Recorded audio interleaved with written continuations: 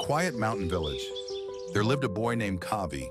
No music schools, no famous teachers, just silence and the whisper of wind through pine trees.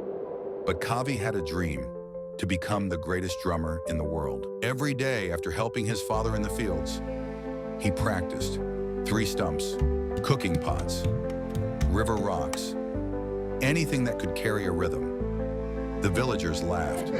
"That's not music," they said. But Kavi didn't play for them. He played for the fire inside him. One evening, an old traveler heard the echo of strange rhythms. He followed the sound and found Kavi by the river, hands raw, eyes focused.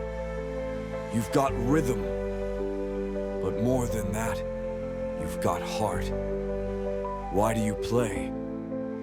Because when I drum, I feel alive. And maybe someone else will feel it too. That moment changed everything.